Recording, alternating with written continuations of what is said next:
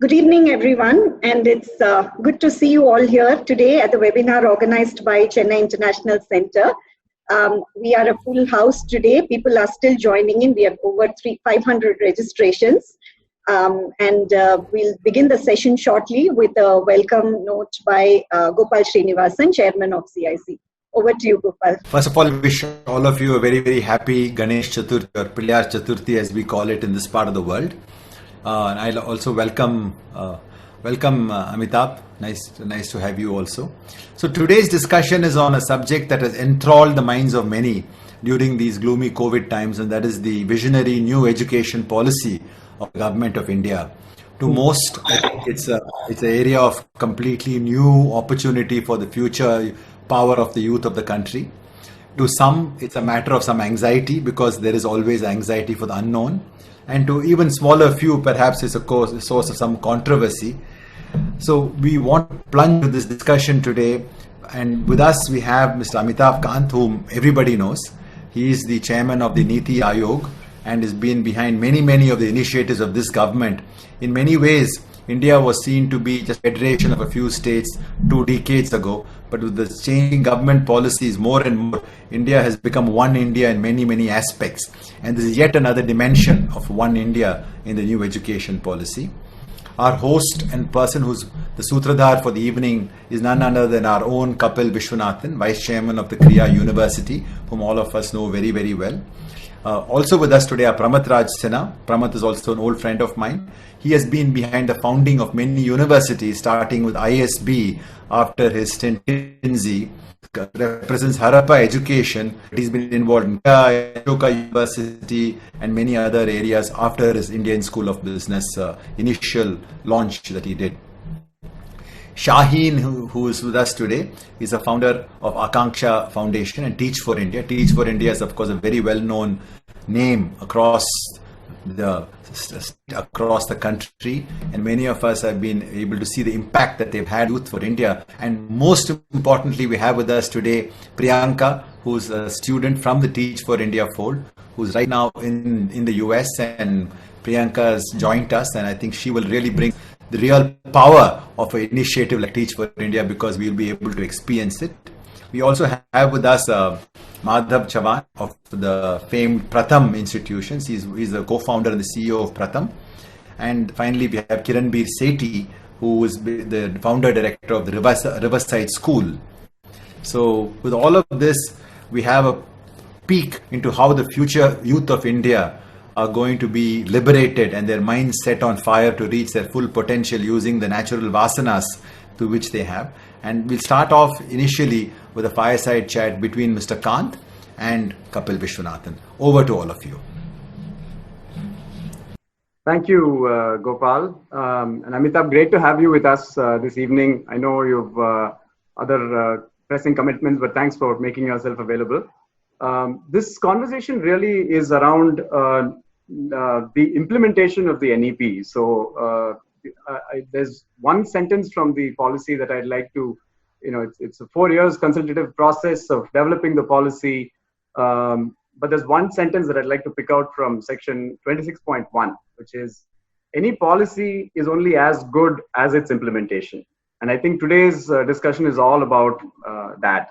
And the onus of implementation is really on not just the government, but on us as a nation.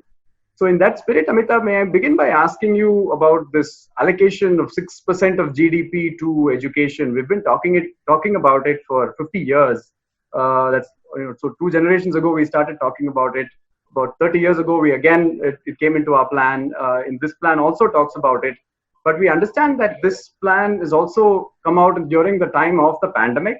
There are pressing, priorities on healthcare and economic recovery, so lives and livelihoods.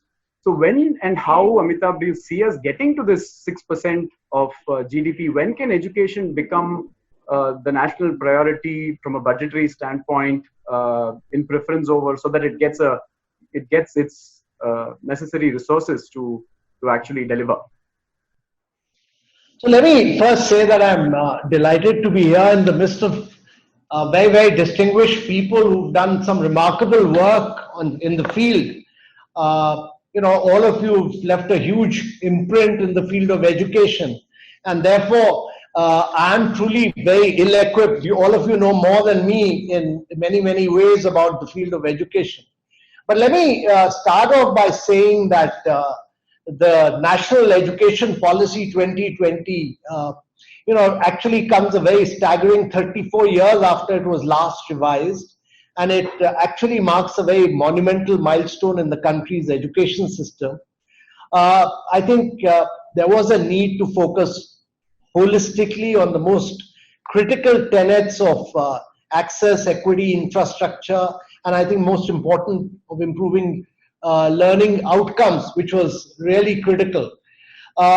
Education has been in some ways the priority of the government, and it's our attempt has been to focus on education and health in shaping the narrative towards a new India. In fact, I personally work on some of the most backward districts of India. We don't call them backward, we call them aspirational district.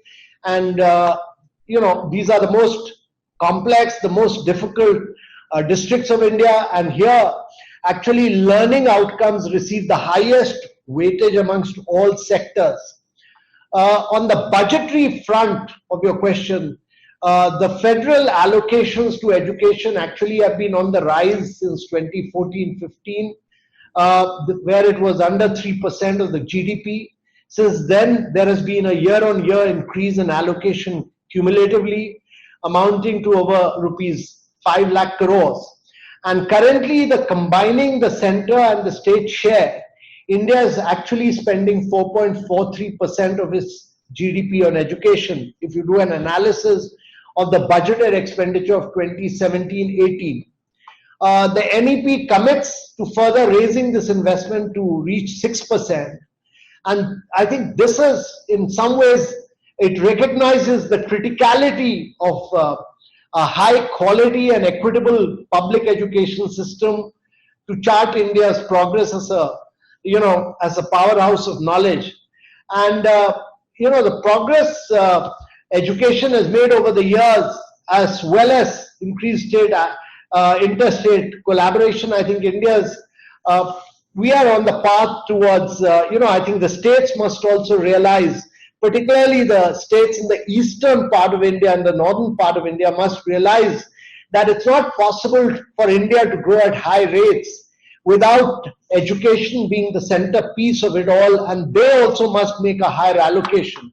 I think the central government is really committed in increasing its outlays towards education and making the 6% a reality at the earliest. But I think this has to be a partnership effort with the states in many, many ways. And I think particularly states where outlays and where learning outcomes is a major challenge, they must also focus very strongly. But let me also stress on this point that, I'm a great believer in the fact that it's not just financial allocations, but it's about governance. I think there has been a huge failure of governance on the education front, particularly on learning outcomes and on improving,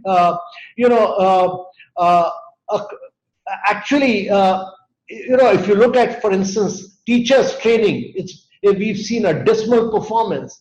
And if you were to focus on preschool education, we've not laid adequate focus. Therefore, my personal belief is that more than just merely allocation, it's the quality of expenditure and how we improve on governance in education. And how do we improve grade competency in classes is really the challenge. And much of this learning comes out from various surveys which Pratham carries out and which I greatly admire, personally speaking. And I think those lessons really show that there's a huge amount of stress on outcomes, on grade competency, on teachers, getting better teachers. Really, all this is really critical. And I think while financial allocation is critical, along with that, we need to convert better governance in the field of education. Yeah, you make a great point about governance and quality of expenditure, and I would push you harder on the finance budget point, but I'll shift gears, cut you slack, and say we have the funds in place.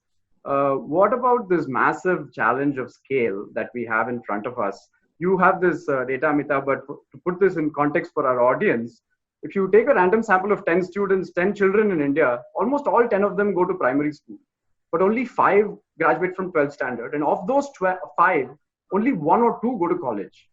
The plan in the National Education Policy envisages that 10 out of 10 will finish 12th standard and 5 out of those will go to college.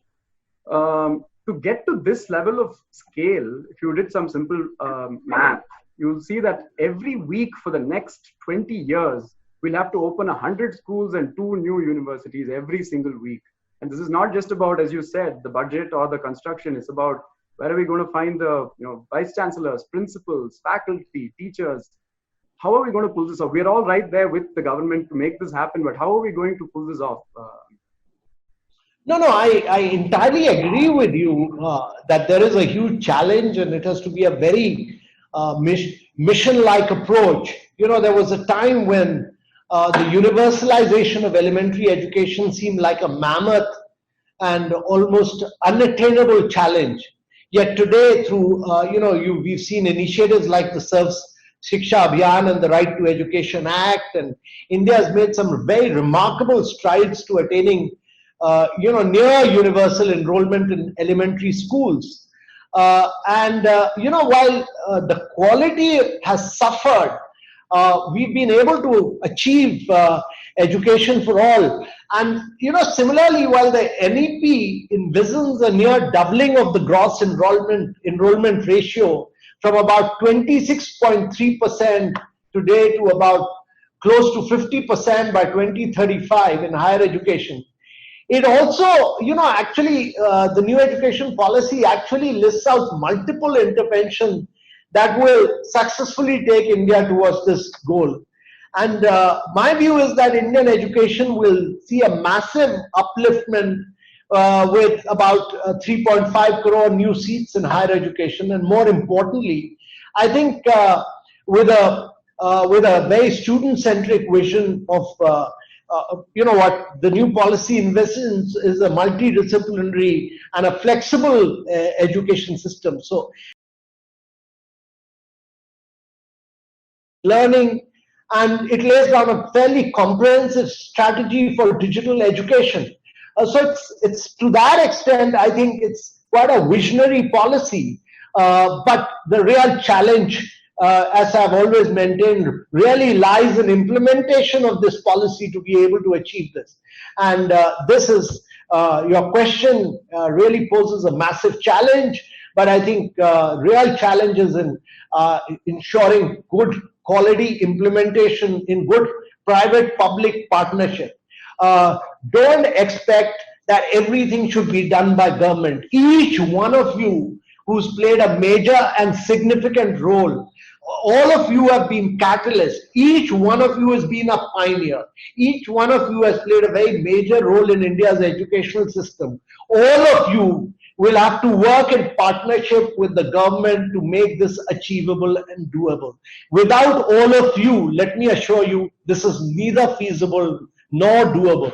And therefore, I think what the government should really aim at across India, across states, across districts, is really a good partnership with great people like each one of you.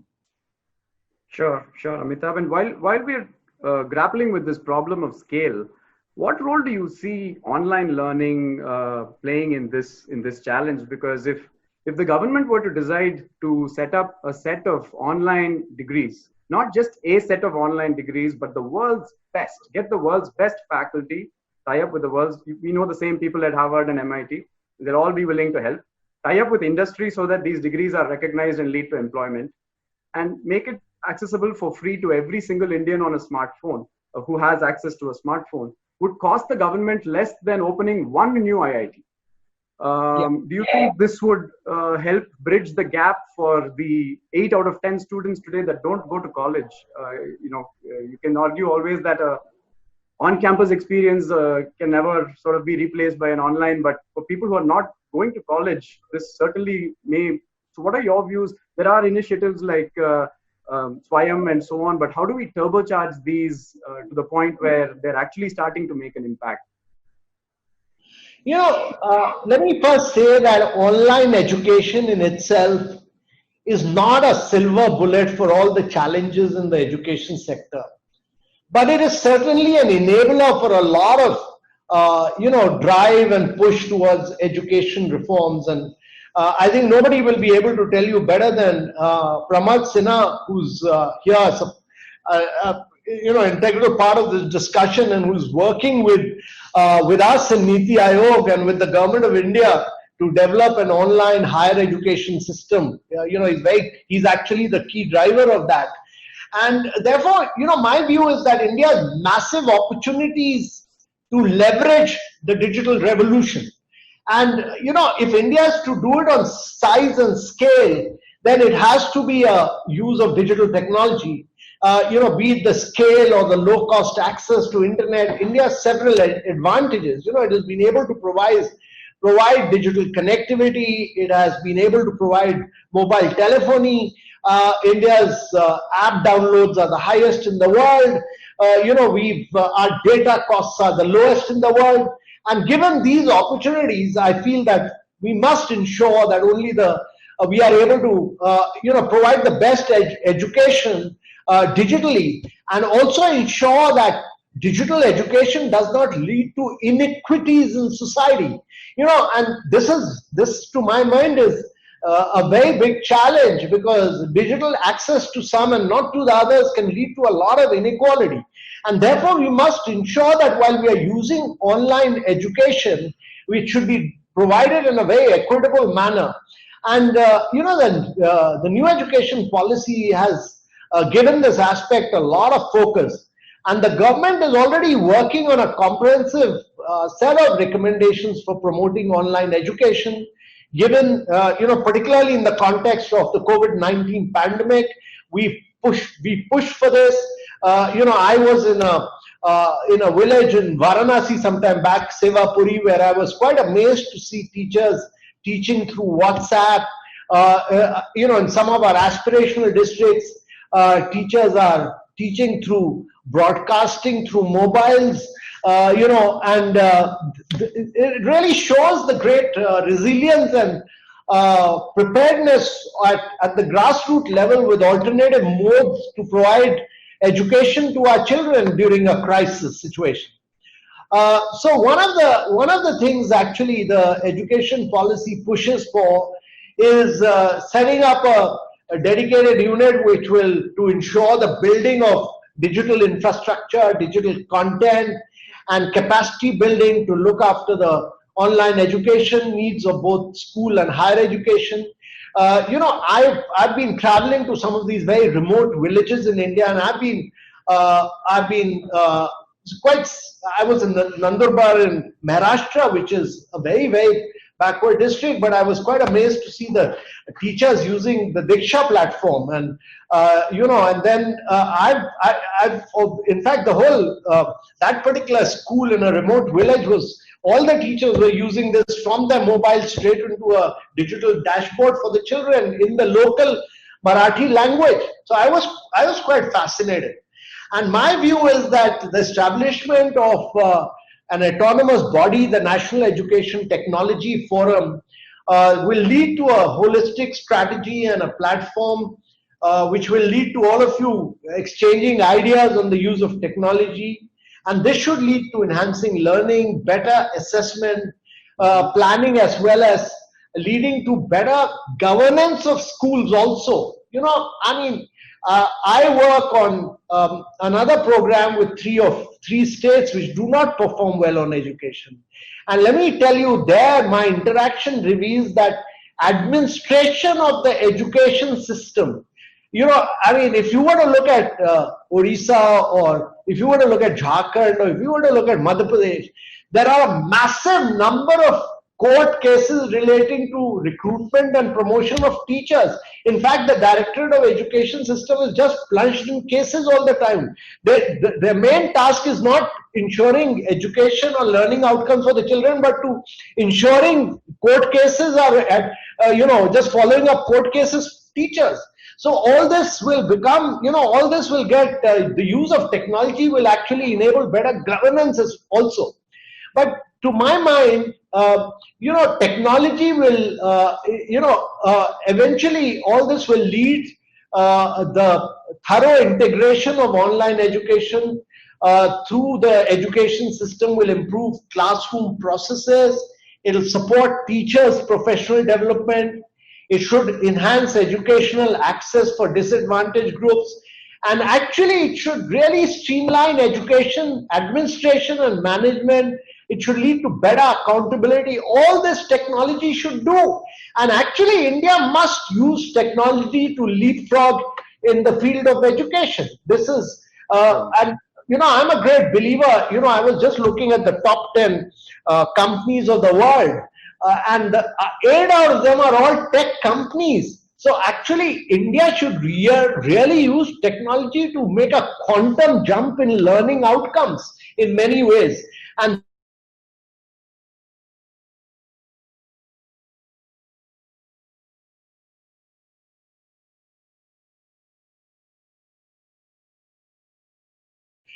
students who've taken a break, wish to return, can earn degrees. All this, which is envisaged, will all happen if we are able to use technology, the national education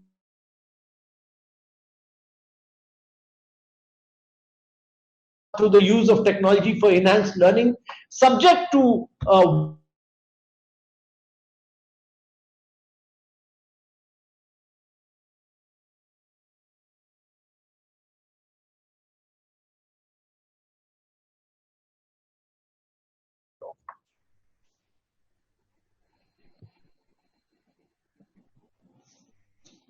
Am I back? Can you hear me? Yeah, I can hear you. Yeah, okay. No, thanks for saying that. It's great to hear that from you, Amitabh. On a related point, as you know, EdTech is a hot space right now. There are many unicorns that are coming up, and it's starting to, from an economy standpoint, it's making starting to make a difference.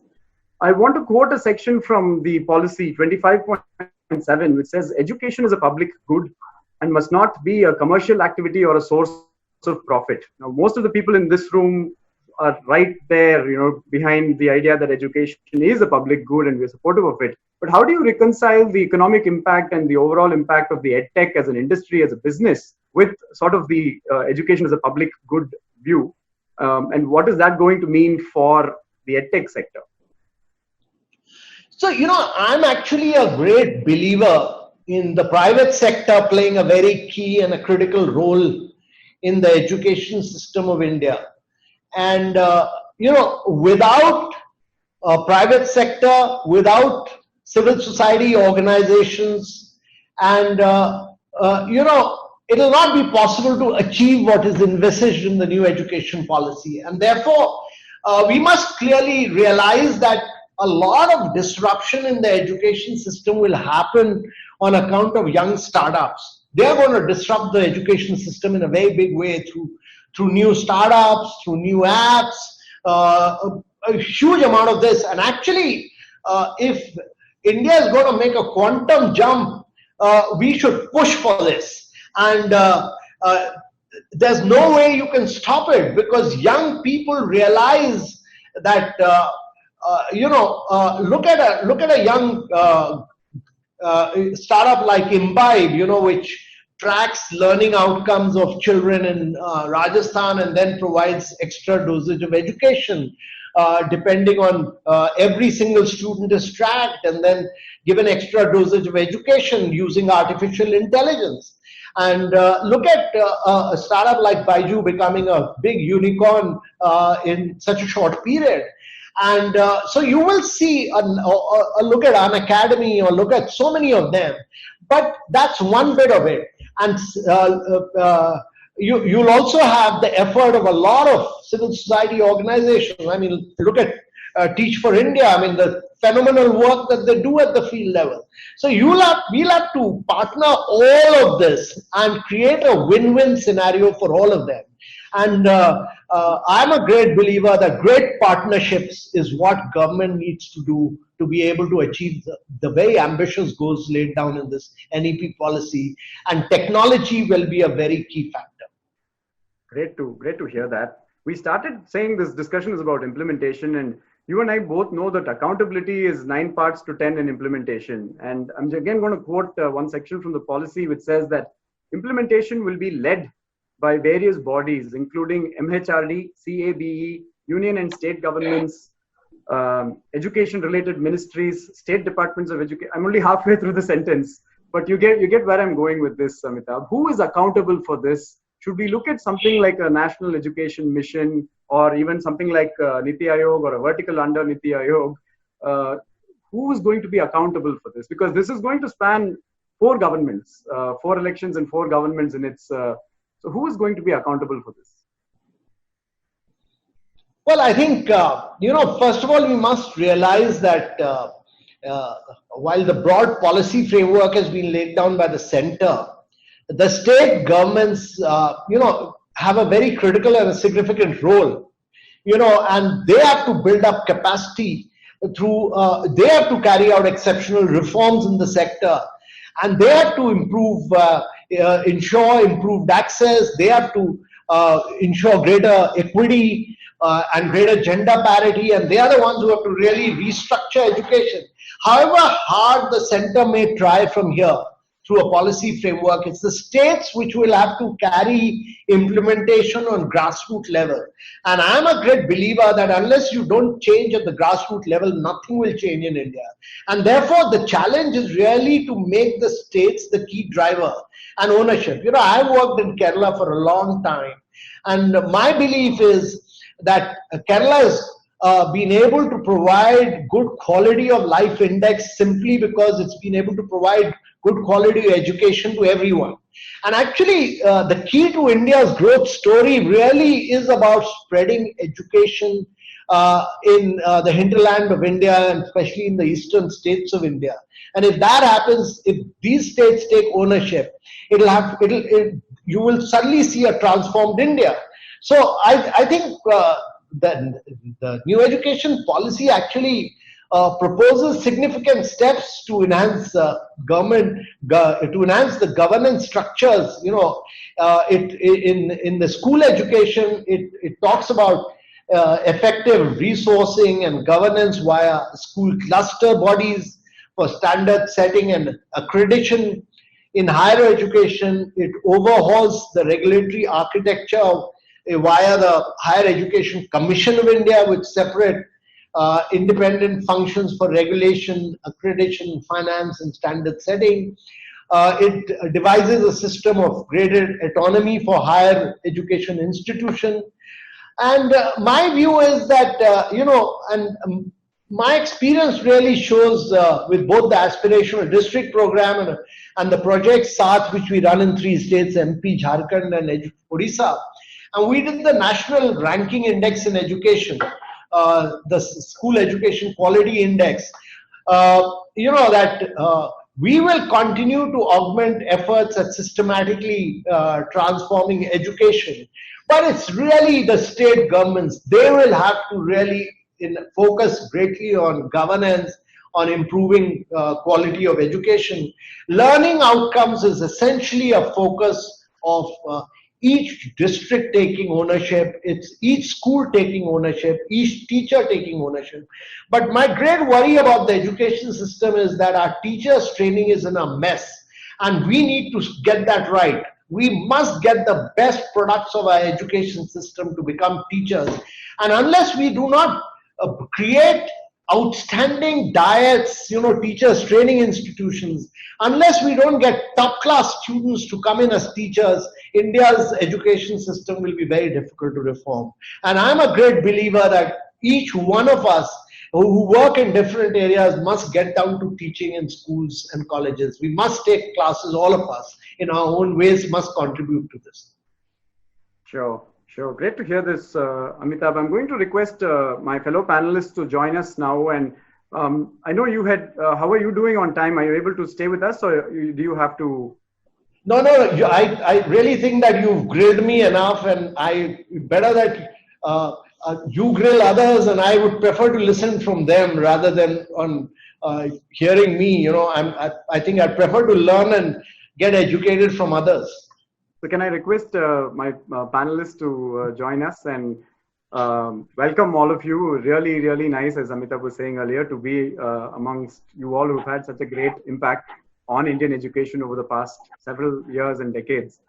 I was going to ask, to sort of bring focus to, we've talked about this being a 20-year thing, but what sort of low-hanging fruit can we see? What next 3-4 years, while this government is before the next election, what are the results that we can see on the ground? What are some of the things that we can take up as priority in the 20-year implementation? And maybe starting with Madhav, I know you've done a lot of work on foundational literacy, and that is maybe I don't want to call it a low-hanging fruit. Nothing is easy, but maybe love to hear your views on that. And before that, just checking if all the panelists are visible and online. And okay, good. All right, over to you, Madhav.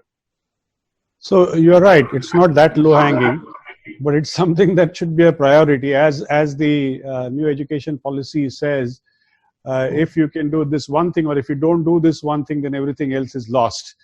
I'm sure you'll find that statement somewhere. So that, I would say, is already mentioned as a priority. Already there is a provision for creation of the National Literacy and Numeracy Mission, and there is a deadline set up. By 2025, all children should acquire basic foundational literacy, numeracy, and so on and so forth. So that is already there. But before we go there, I'm surprised you've gone 35 minutes into the talk. But we were to run a 100 meters race, but with this COVID, we've gone 50 meters behind. There's a lot of things that are happening here, and one of the biggest things that's likely to happen, we don't have the data on that. How to gather information is also a problem, because with schools closed for so long, and I don't think they're going to open for another 4-6 months. I mean, whatever we talk about, online, digital, whatever, it's not going to help too much. Maybe some things will work, some things will not work more than, and I'm glad Amitabh is talking about digital technology and equity and not being inequitable when doing things. But this is building up, and there is this learning loss that is happening. A lot of the young kids, and especially the ones who are already lagging behind, have forgotten many things. That's bound to happen. And so we have to get started there. So we have to run a 100-meter race from 150-meter, 200-meter line and start building up. So while you talk about 4 or 5 years and what we want to achieve, we must say that we need to take a start from somewhere. In fact, we should start building up almost immediately.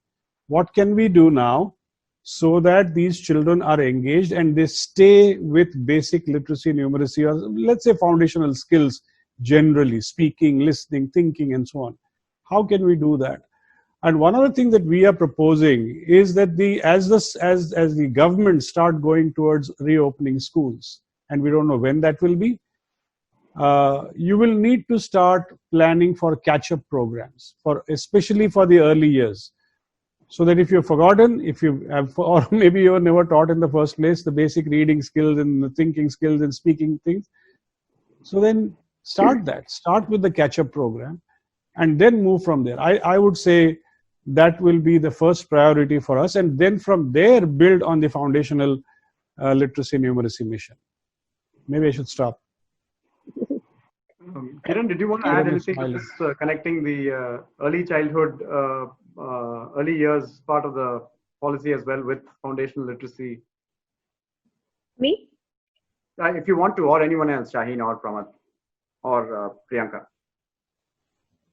I think I totally agree with Madhav sir that I'm thinking of the gap, right?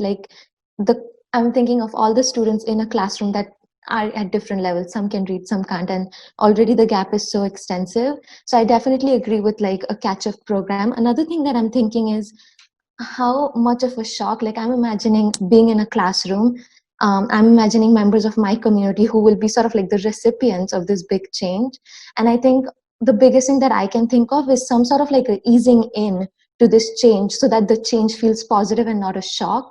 And so I'm thinking of something sort of like an experimental phase that allows students and teachers and parents to sort of ease into it and also get some sort of feedback. Like, are students engaged with this new framework? Are parents able to sort of invest in the new framework? Are teachers able to invest in the new framework? And getting that feedback to work off to this bigger change instead of shocking the entire sort of chain of users who are going to be affected by this. So along with like catching up, I think just getting user input into the process would be another element, I would say. Sure. Kiran, do you want to come in on this? Yeah, I think for me, whilst of course everybody knows that there is this massive, what they call the summer loss, which was just a month, but now it's 6 months and trauma. You've got both. This is not just being, I am not in school because of other reasons, but there's trauma attached to it. And I think for me, just looking at the element of fear and how do we bring courage back into children, and then subsequently they will then be ready to learn. I mean, the technology and all, great. We'll be able to get that. We'll be able to make sure there will be some catch-up programs. But for me, I'm seeing that the repeated conversation and the repeated messaging to our children is be fearful. Be fearful of each other, be fearful of your friend that you were actually supposed to play with, be fearful of a space that you were actually going to be safe at. For me, to convert that fear into courage and then be ready to learn will be another huge reason for all of us to kind of collaborate. And how do we get our children to be ready again to then learn? Then I can do all the other stuff that I have to build in. But if there is fear residing, we are going to have a very long way forward to be able to bring learning with purpose back. So for me, I'm really curious to know, but how are we working? That's going to be for me a very urgent need. Sure. I mean, to Madhav's earlier point, I think the pandemic was sort of left out of the conversation partly on purpose because we talk about it so much these days. But shifting gears a little bit, and maybe Pramath, you've seen this time and time again with the institutions that you've built and are continuing to build, that this whole mindset shift in going from really a rote learning that we've all grown up with to learning to learn and learning to think. I've certainly seen in my experience with the process of building Kriya that it's not at all been easy to make that mindset shift, whether it is with students or parents or faculty. So what does it take? So the national education policy, in fact, talks about this sort of a mindset change needing to happen across the country in the entire system. So how do we make this happen? We've done it in a few institutions. We're trying to do it in a few more. But how do we make it happen in the system itself? Oh, I wish I knew the answer. That's a tough one. That's why it's coming to you. I think there is I think the one possible way, and I speak for higher education more than schools. I think there are enough people here who understand schools better. But I think at the higher ed level, you are trying to undo the damage that has already been done. If we can pay attention to this whole idea of having tiered institutions, which the NEP actually advocates, I think that is the crux of the big reform I see in higher ed, where we've spent the last 70 odd years making everybody be all things to all people, every institution. And I think if you look at higher ed systems around the world, this is a kind of a solved problem, that there's a set of institutions which truly are about students discovering themselves, finding their voice, critical thinking and developing that capability. there's a set of institutions that are really providing support for you to be employable. And that's a large chunk of the system. And then there's a set of institutions that are allowing you to have the option of going to these two institutions in case you feel up to it and may not go at the first instance. And this is the whole structure of, the top tier research institutions. Even in the United States, there are only 100 institutions that really do high quality research and provide this kind of open environment for people to grow and discover themselves and have a multidisciplinary education. So I do think that we have to start thinking about which set of institutions are right for which set of students. And I think that will allow us to then focus on a few institutions and do it really well. If you look at Singapore, it's a good microcosm that describes this very well. At the top end, you have the NUS, NTU, SMU, and a few institutions. And at the bottom end, and not in a negative way, at a different segment, you have ITE, which has 30,000 students who are all being trained for jobs, and that's what they want. They are not really interested in going and doing high-end education. They need the jobs. They want employment, and they still have the option, but they are only there for that. So I think that's the way, at least in my simple-minded way, I think we can make this a little bit more manageable as a problem. Sure. That's, yeah. Madhav, did you want to weigh in on this mindset shift that you're seeing in the K-12 area before we come to Shaheen and others on teachers and faculty? I think on the mindset, let's not think that the school itself is going to achieve the mindset change. The mindset is a social thing. We have there are other things in the national new education policy which talks about examinations and making the 10th and 12th grade examinations low stakes and so on. So it's building up towards it. But I think our society itself and the way it is building up with artificial intelligence, things being done automatically, you don't have to think, just do whatever you want to do. You talk about jobs, for example, and Amitabh can correct me, he's the chairman. But what is the percentage of population that is on salaried jobs in India? It's a very small percentage. So it's not about jobs. We somehow try to sell this education to kids, saying that if you get education, you're going to get jobs. But that many jobs are not there. Even if 100% kids pass their graduation, they are not going to get jobs. They'll have to be self-employed. They'll have to be entrepreneurs. Now, in that, how do you build that, thinking and get away from this jobs thing? Because everybody is promising jobs which are just not there. So I think mindset change will require not just the schools to change. The society has to change. The society has to start talking about things that you can do. Looking down upon arts and all that has to stop. I think it's stopping in so many ways. When we grew up, if we went out to play cricket, we were told this is not going to get you jobs. And now you play kabaddi also looks like you're going to get jobs. Entertainment is a big industry, which was not an industry before.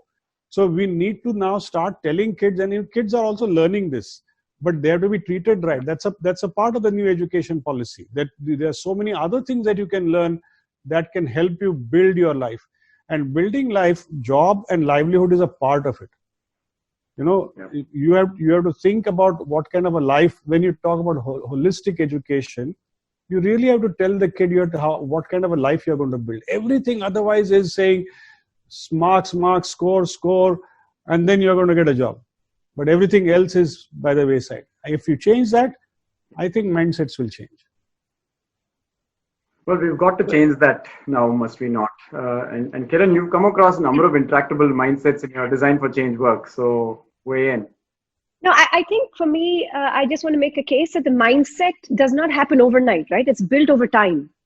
And often, all of us know with brain development that our youngest children learn through mimicking.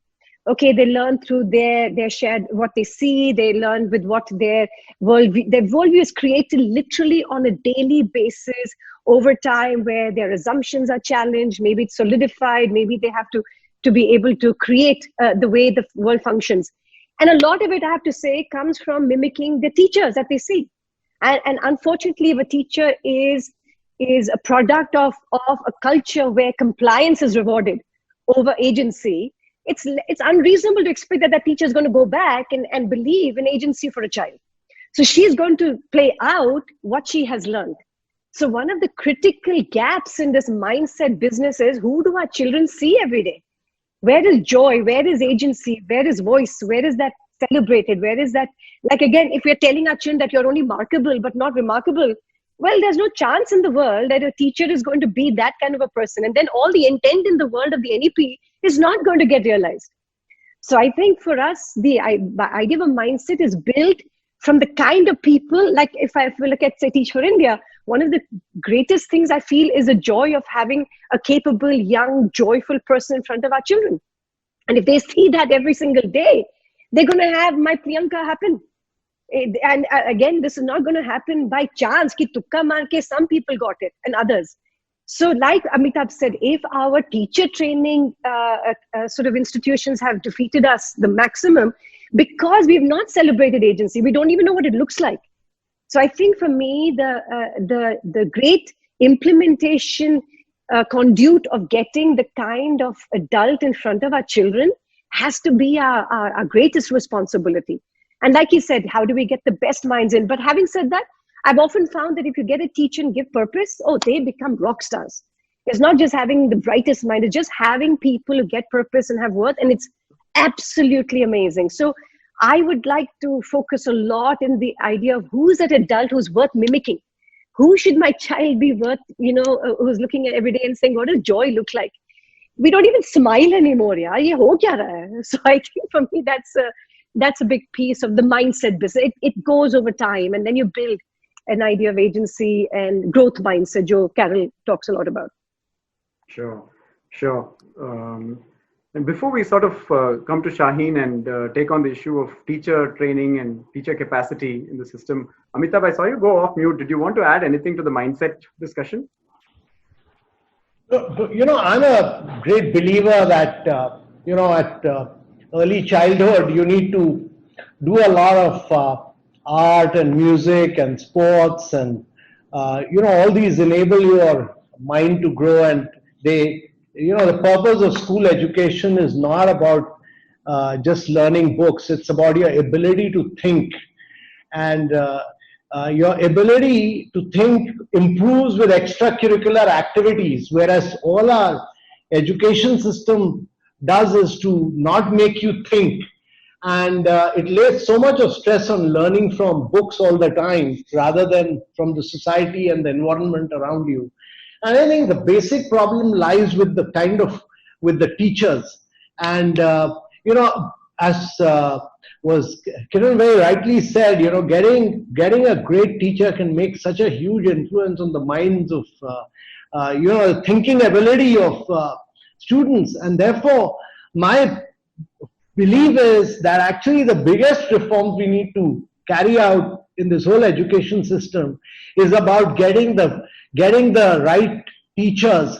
And this teachers training system in India is the biggest culprit, because sanctioning teachers training colleges and giving B.Ed degrees and all has been the biggest racket actually, and that needs to be set right. And we need to ensure that we are able to create some of the best teachers in this country, and that will automatically change the education system and make your children start thinking. And that is really critical to my mind, and lay a lot of stress on art, drama, extracurricular, sports, theater, music.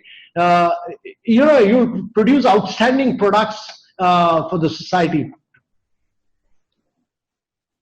So Kiran and Amitabh, spotlight on teachers. So Shaheen, we have a double problem with teachers to solve here. One is the volume, the number of teachers that we need. If you're going to bring 2 crore students into the school system, we need way more teachers than we have right now. The second one is the one of this whole mindset shift and there is a 6-month, 12-month program and B.Ed programs that are being conceived, but if they have to teach a completely different curriculum and a mindset, we have a both quantity and a quality. Quality is a bad word, but you get what I'm saying. Over to you, Shaheen. How do we fix this? Thanks, Kapil. I mean, Kiran said earlier, like what was going through my mind through the whole conversation is just while the why and the what really matters of the policy, the who is going to determine the implementation. And I actually think we need to think about the who much more broadly than just thinking about teachers, because if we want these reforms to happen with teachers, then we need to think about who is implementing at every level of the system.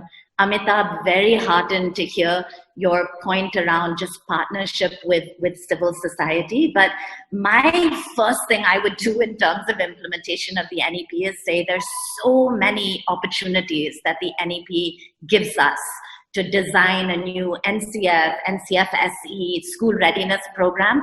Who is going to be at the table doing all of this, I think is going to make a huge difference. So that's one thing I would think about. And I think within that, I would really think about who is thinking about the most complex teacher issues and bring the best people together to do it. Kapil loved your idea right at the start around a university for students, and would extend that idea to what would an online university world-class for teachers look like, where we really think not just about content fed, but also about mindset shifts.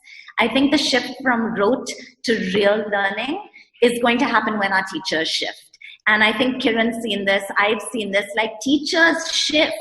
I mean, it's not actually that difficult to get teachers to shift. I think we know how to do it. I think we need to leverage, as it has been said earlier on the call, technology to be able to do that, and it's a massive enabler. The one other thing I was thinking as people were talking and as we think about teachers is how do we really invest the most for the kids that need the most, and make sure that that's actually happening. And I do think the question on online access, Teach for India has completely pivoted to virtual learning, and it's a massive challenge because our kids don't have access. But we're just determined to solve that problem because we haven't even begun to see the inequity that we're going to see in the next decade if we're not able to solve that problem. And so I really feel like governments need to be thinking about handing out tabs and not textbooks. And that's going to be the big equalizer. Like kids get this, they can figure it out. Teachers get this as well. But I do think being really explicit and thinking about hardware and access is going to be really critical to be able to deliver this holistic education in the next decade. Thanks, Shaheen. And so Pramath, on the higher ed side, the challenge is not that different in terms of the quantum and the character and caliber of faculty that are needed. I think we talked about the scale issue earlier, and I think 2 new universities a week, that may be too much even for you. I think you are 2 every 5 years? But how do you deal with the faculty challenge? No, I think there are 2 parts to this. I mean, there is first, how do you fix the existing universities? And I think that's very important as well. And I think the other is how do you think about this expansion? On the expansion, I think Mr. Kant has already taken my thunder. I think you have no choice. We can keep having debates about whether online will be a good substitute or not. And I saw some of these comments. We have no choice. Substitute to what? People are getting nothing. So, sometime once, I used to be of the same mindset. If somebody told me something is 4 times better than nothing. The truth is, even the people who are in the GER that we are claiming today of 26% are actually getting nothing. The education is really poor quality. So we have no choice. We have no choice. I think we have to draw a line in the sand and say, listen, we are a society that is being born. You have 90 million kids to be in college in 2035, according to the NEP numbers. You don't have brick and mortar. You don't have teachers. If you had to start today, how would you start? Right. And the only way to do that is to actually build the best quality of technology-based education in the world. And that's the opportunity for us as a country. I'm not saying this to be jingoistic. I'm saying this because I firmly believe in this. In other countries, technology is being used to educate the educated. Here we have to use technology to educate the uneducated. We have no choice. We cannot create so many teachers.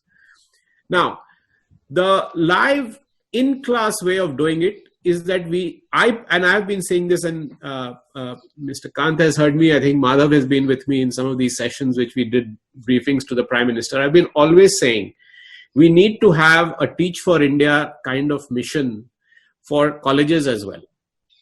All of us who have had a college education in this country, all of us have an obligation to go and teach a class every week for 2-3 hours in a college next to us. We have an obligation. It should be like in Israel, you have to go and do military service for 3 years.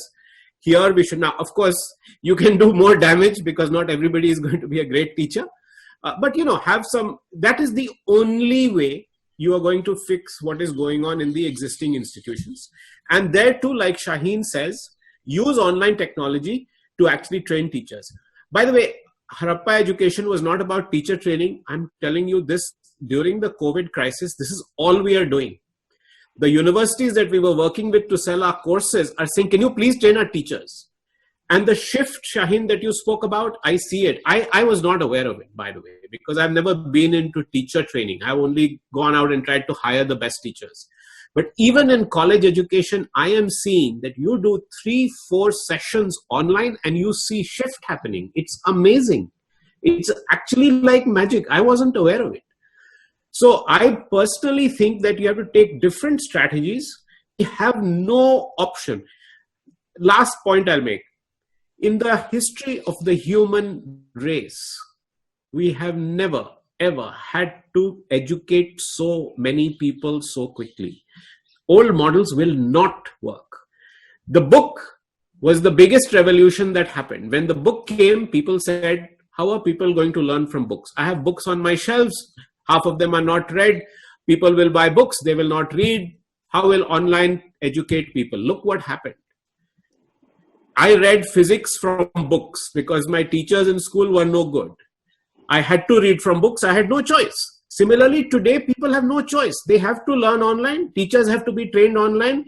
We have no choice but to actually use this to our advantage. And that is what will actually save a lot of what we are talking about. Good points, Pramath, as always. Before we shift gears to Madhav and the structural consolidation that has been conceived, I want to take 1 minute to put Priyanka on the spot. Priyanka, you represent many things that the national education policy envisages for millions of children in India. You've braved very challenging circumstances personally, financially, and you're now set on the global stage and successfully in college. What did and what do you want to see from your teachers? Describe your ideal teacher and how that ties in with the ethos that this new policy has brought in now.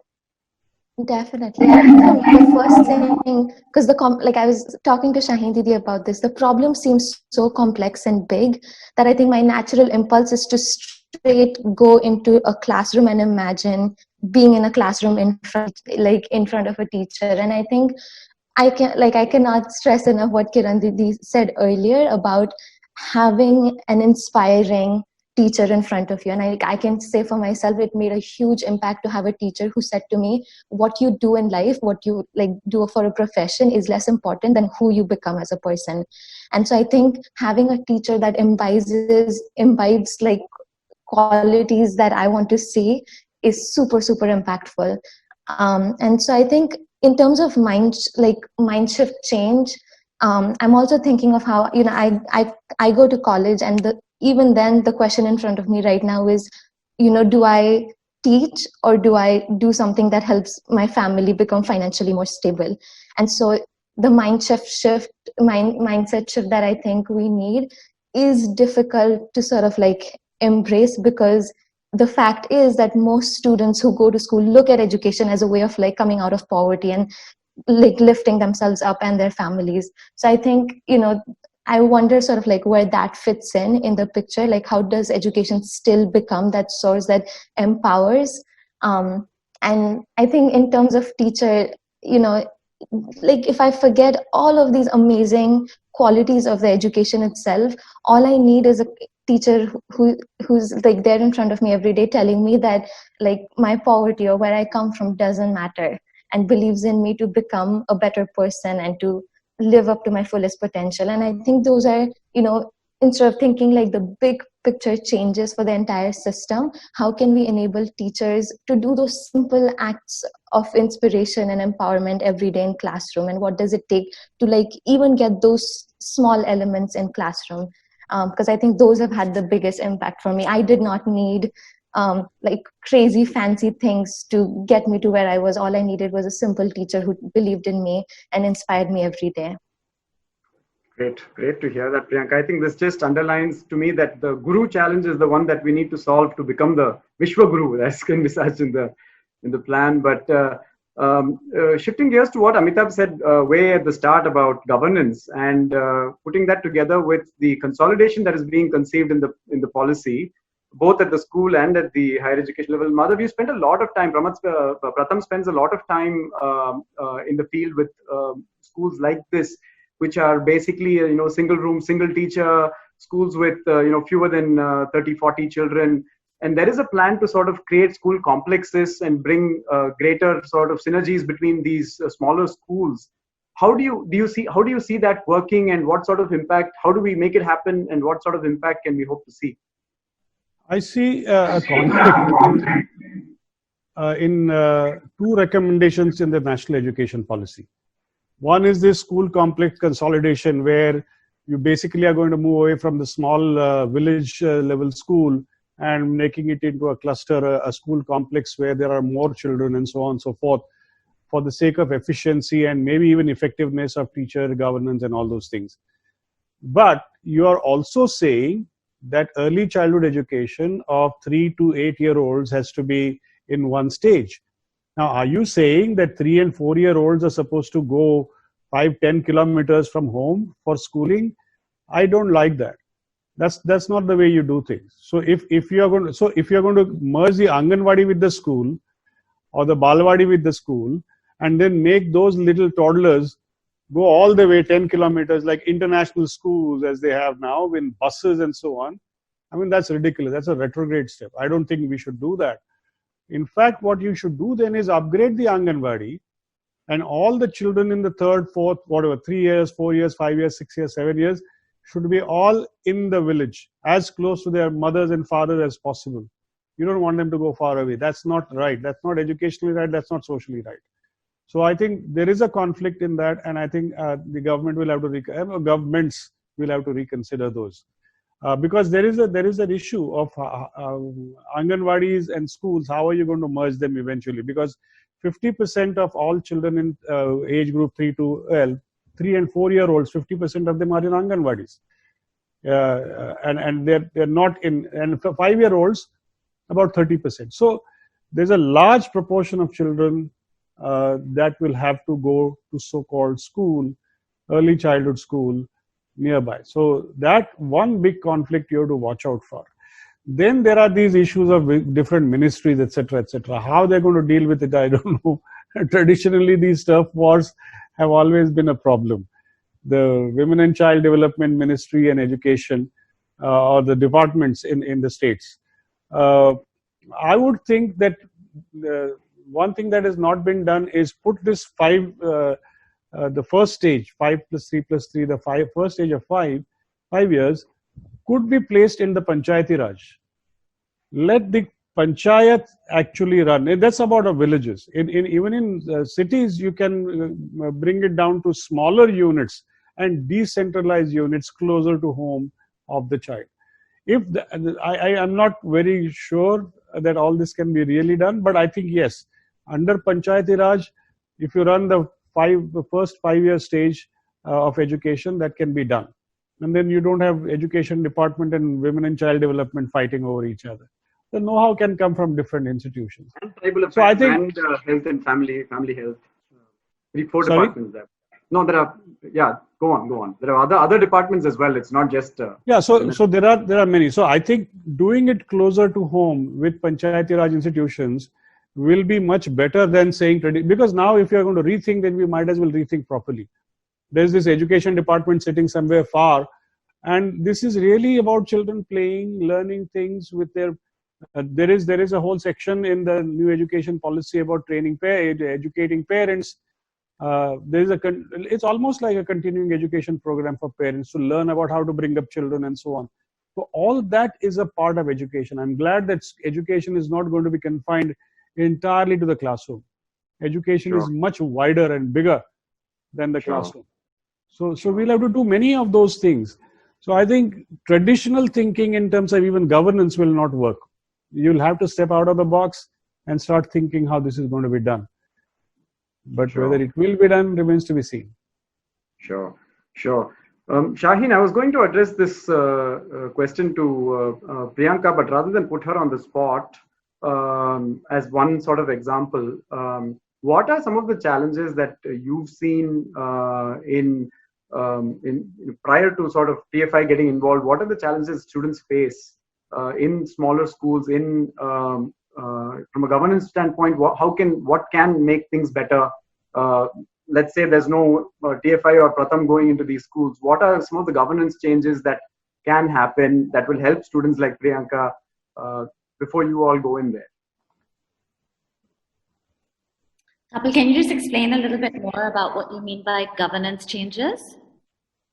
In terms of consolidation, access to teachers, travel times between home and school, some of these structural issues in the system. Yeah, I mean, so our perspective is a little bit more limited because our fellowship runs in urban centers. So we actually work in quite large schools. So the challenges that our children face are slightly different. But I think in terms of my understanding, I would just plus one to what Madhav said. Kids traveling is a big concern. Like even for our kids, traveling is a big concern. But the kids that we work with, really the concerns are the school's ability to deal with the range of needs that the child has. So the school doesn't have access to a doctor, to a counselor, to mental health is becoming an increasing issue for children that we work with. So I think just figuring out a way to cater to the multiple needs, which even teachers feel very overwhelmed. You take a Teach for India teacher or a Riverside teacher, it's very, very overwhelming to cater to the diverse needs of the kids. I think that's something we need to think a lot about. Sure, thanks, Shaheen. And on similar sort of consolidation being planned at the higher education level, Pramath, how do you see that panning out? How do we make that happen? Well, this is been talked about a lot. I think there's need for consolidation and also there's need for disaggregation. I think what has happened is that in these affiliating universities, you've ended up with 300 colleges. And it's a completely unwieldy structure to manage so many entities. So I think consolidation is required at that level in higher education. It's a whole completely different structure. I don't know how many of you know, but each state has these affiliating government universities, and they give the degree granting status to individual colleges. So when we go down these highways with all these colleges lined up, they are allowed to give degrees because they are affiliated to one university. The controls are really poor, and in fact, those colleges are actually not managed well, not given the adequate oversight and so on. So I think that needs to be cleaned up. And that's really what is required as far as higher education is concerned. That's a bigger problem in higher education than in the school system. Sure. Madhav, you want to weigh in? Yeah, this higher education, or let's say after 10th standard education, maybe after 12th standard education, there are two issues. One is, as you said, much larger number of young people wanting to get educated. And there is this whole issue of excellence also. So if you so how do you solve this problem? There is that excellence, but what has happened now, for example, is earlier when a long time ago when we were in school and college, there was this life was simple. There was a secondary school examination, and the university used to give a degree, and we went to IITs or wherever, or did not go to IITs, and everything was fine. But now the problem is that for everything, after you pass your 12th, everything, there is an entrance examination. There's no exit examination, and everybody is specialized. And we've created these gates for people. You're raising barriers for people and saying that you cannot come here. And there are these exclusive clubs as well. You can come to my club if you do pass this examination and you pay so much money and all that. And actually the problem is that we have to now accommodate a very large number of young people who want to learn. And they're saying, who's going to teach me and where am I going to go? So how do you now lower the barriers while raising the quality? How are you going to do that? That is a critical question. Now, the solution that comes to my mind is there is this monopoly over certification. Of course, autonomous colleges and universities, there'll be many people giving degrees. That's one way of doing it. But then we have experience of doing GREs, GMATs and JEs and all kinds of things. So why would you not set up in 30, 40 years ago, they set up PCOs. You can literally set up testing centers. I've said this in the Niti Aayog meeting once. But you can actually set up these testing centers and kids can go there and appear for examinations. If I learn something on my own, why do I need a university to teach me? Like Pramod says that he learned physics somewhere else. Yes, I can learn physics. I can learn whatever I want. Of course, some laboratory work needs to be done. That's a completely different thing. These are minor details to be worked out. But if I learn something on my own, if there is a neighborhood person, I mean, it's nice to think that young people should go and teach in a nearby college. But maybe old retired people will want to teach somebody in the neighborhood. Don't have to go to a college. It is entirely possible. The question is, I learn everything, but there's nobody to certify me. How will you do that? Can corporates do this? Now already the IT sector people are doing this. They're running their own institutions. They're making sure that the guys who have come with degrees and experience go through the learning process and are certified. So why do we think in terms of institutions? Today, it is the time of open learning. The time of barriers and institutions is actually gone. But those institutions will survive. They will want to be there. And actually, we have to lower the barriers. If that is done and we promote open learning in a more kind of a serious sort of way, that will work. But that means, again, mindset change. And the mindset change, we make an error. We keep talking about teachers' mindset. Not teachers. It is our mindset. We treat the teachers like government servants. Then they behave like government servants. You know, the whole, our own mindset about education and how things are. Administrator is the most important person in the education system. Is that true?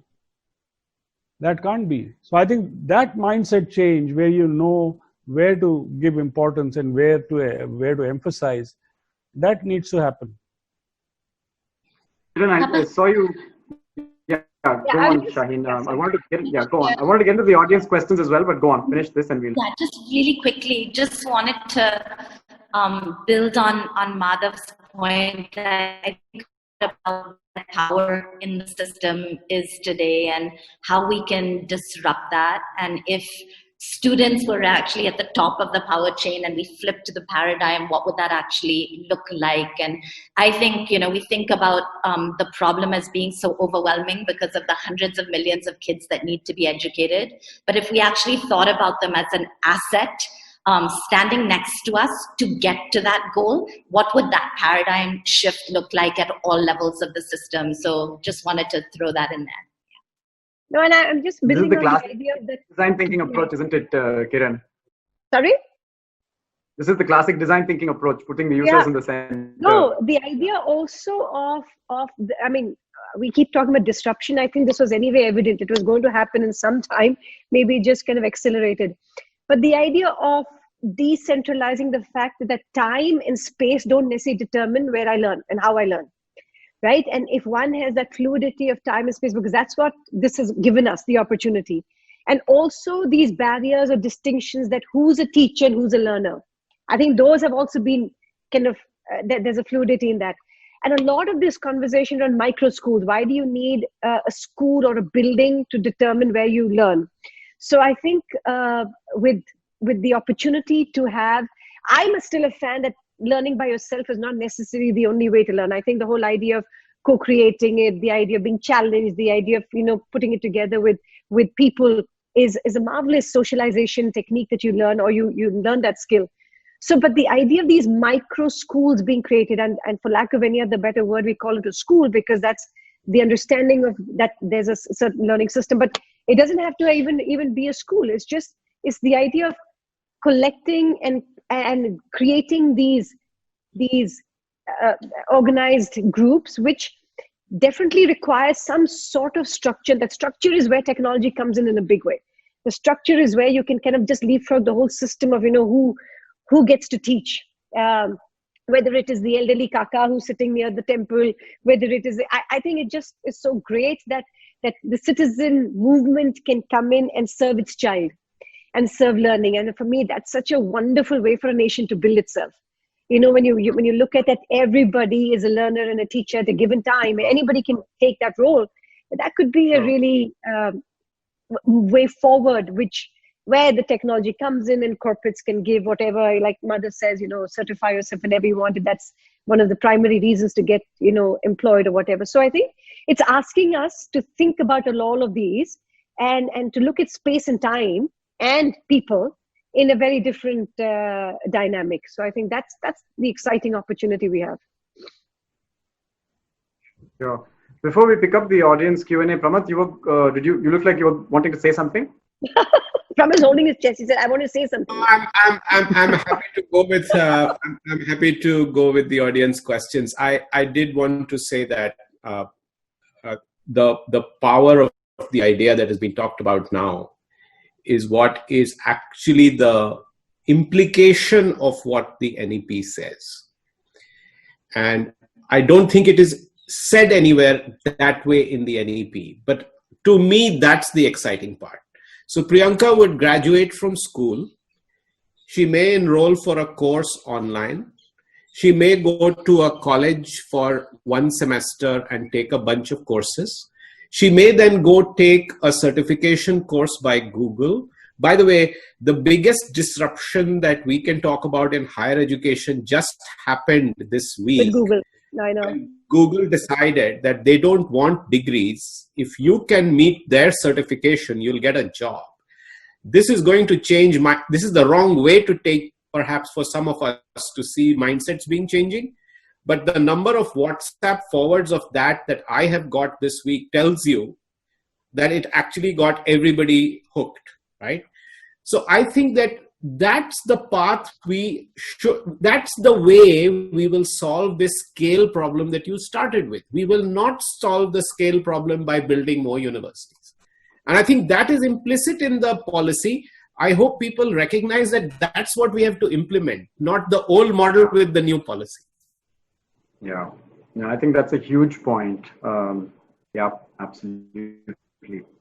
So just shifting quickly gears into the audience, because a number of questions that have been coming up, and one very interesting one about inclusivity. As you all know, the policy has a large section written upon inclusivity. This question really is, how do we make the national education policy and our system work for students with special needs? And the policy defines inclusivity across a number of dimensions and metrics, but still, given the other priorities and burdens on the system that we have today, how do we put this front and center over scale and capacity building and mindset shifts and so on?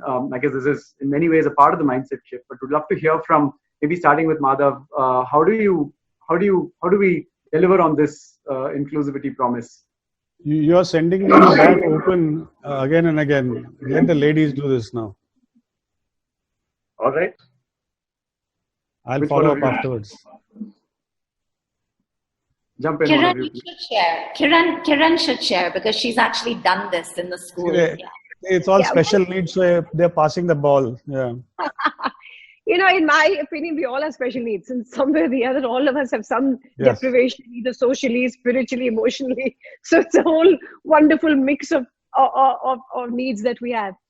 I mean, of course, the obvious is the universal access in terms of just your spaces, etc. But I don't think, schools are only responsible for inclusion. I mean, I think the very fact that I think Pramod was saying that, and Madhav and all of us, even Shine, saying that as a nation, we have not necessarily noticed these people, the needs. And we've deprived our cities of design, we've deprived our spaces of design. And so I think, it's not rocket science, but the obvious thing is to say that, inclusion comes from compassion. It comes from recognition that everyone learns. And that mindset is not of scarcity. Mindset is not of, these people need only this much, or these people need only that. It starts from there. Itna ho gaya na, theek hai. Wo ho gaya na, it's fine. So I think to recognize that every teacher is a special ed teacher. I mean, every teacher, so you don't have a special ed idea. So again, that's another kind of way to think about we as responsible adults in that space. So I guess it's going to be, you've got the Person with Disability Act, etc. But I think it's going to take multiple. It's not an easy answer. It's not something to just say the school is responsible for this. I think it's just such a citizen idea. So no easy answers, but yeah, you can do it if you want to. I think in any space, you just need a will first. And that will has to come that this is important, this is a non-negotiable, it's going to be done. Like Shaina was saying, we are determined that we will reach out to our kids. You have to be determined. You have to be pretty shameless about this desire to want to. And then I believe the solutions will happen. Can I add something to that? Sure, Priyanka, go on. I think a big part of that I also think is assessment. I think assessment will have to shift radically to address needs, because I think, again, going back to that idea of, if we have assessments that set like these very narrow objectives that we all are expected to meet, is different than saying, trying to find like commonalities. And I think a biggest thing for me is like practice-based learning. Like I may not be able to demonstrate like the exact reading or writing skill, but then what are the practices as a student that I'm showing in a classroom? Am I engaging? Am I asking questions? Am I like willing to learn? And so I think that shift in assessment will also be necessary to accumulate diverse students. Sure. Yeah, we probably have... Go ahead, Madhav. I just wanted to make this point again, that you may do things in the school, and there's weakness in treating with children with special needs and all that. But it's like two ways. What do we do in the society? How do we treat people with physical and mental challenges? Where do you start? Do you start at the school or do you start at the society? I think you've got to do both. And if we don't do those things, then we are not creating role models to follow. I think that's more important than anything else. And that kind of learning that children go through informally as they watch things, as I keep always say, by 4th standard, the child's vocabulary of cuss words is complete. How is that? So they have to follow what is going around. Yep. I do think there's a fabulous opportunity right now with virtual learning to blur the lines between school and home, though. We're seeing parents sitting in on classes, and I think some of these things can start school and extend to the home in that way. Like I'm thinking a lot about what it takes to build a culture that is truly safe, and one where listening is the norm. So whoever I am in the school system, I am safe to raise my voice. I'm safe to be who I really want to be. And can we start that in the school, but then bring parents, bring communities into that conversation as well? And we're finding that is just foundational. Like once kids feel safe and included and like they can be who they are, not who someone else expects them to be, learning just accelerates greatly. Sure. There's a question from Ashna Shroff, and I'm going to slightly modify it to ask each one of you to go around and say if there was one aspect of the NEP that you would pick up to implement, what would it be and why? And just maybe one line of why without getting into just one thing from the NEP that you would pick as the top priority to implement. Madhav, you want to open the batting again? Again? And I think I know your answer though. Yeah, exactly. And I already started with that. So I'll pass. I've already said it's the foundational literacy numeracy mission, and I hope they organize it well. And why is no brainer. And without that, 50% of the population is going to be left behind permanently. Already is. Yeah, I was talking to an industry colleague who recruits people for machine operator jobs, and they only recruit 8th standard and above. And I said, why? Because that's the level they know how to read and write. So, yeah, your point is... not even there. Not even there. There's 35% of those who can't do that either. I mean, there's lots you can talk about. But yeah. Going in the order of my screen, Kiran? Well, for me,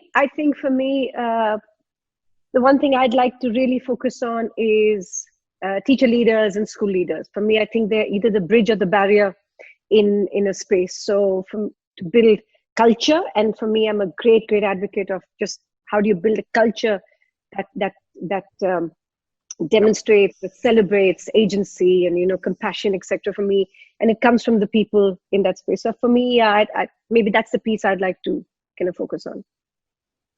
Sure. Shaheen? I think helping people understand the purpose of education as defined in the NEP will change everything. I think that for me was the single most beautiful thing in the NEP is it's just changed what education can be. And I think if schools were thinking about that, designing for that at the beginning of the year, they would do fundamentally different things. So just the holistic nature, the purpose of education. Sure. Pramath and then Priyanka. I think you are going age-wise, so I'm closest to Priyanka. No. Age-wise is going in a circle. Pramod? I actually agree with Shaheen. And I think that what the NEP has done is really done a catch-up with the rest of the world. But since I do have a vote, I will still say that I'm very excited about going forward. We have an opportunity as a country to completely redesign education using technology, keeping all of the caveats around access, equality, and learning outcomes in mind as a technology first and a technology led. I'm not saying you throw out the teacher or the hybrid and actually I'm advocating a hybrid model, but a technology and online first model, which the NEP does talk about, but still falls short. It's talked about this as an additional or a supplement. I think the opportunity is to completely leapfrog and set a new bar. Sure. Priyanka. Sure. Priyanka. I think the two words that I think I am taking away are doing and being. I think doing in terms of going from skill, like from scores and grades to skills, and the other part being in terms of like values and just becoming holistically better like people. I think those two ideas are what I'm hoping sort of this brings to us. Sure. Thank you. I know we're very nearly at the end of our time, but there was a few more questions, it looks like, from the audience. I know there was earlier quite a movement for quite a vote in favor of afternoon walks, but how are we doing? Can we take another couple of questions? Yeah? It's no longer afternoon, so we can take one more. As long as the participants don't take a walk, we are fine.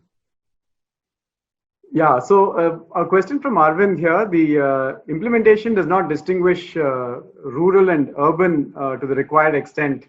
Are we trying to solve two very different problems here, urban and rural, in one swoop? And should we have more nuanced approaches to rural versus urban?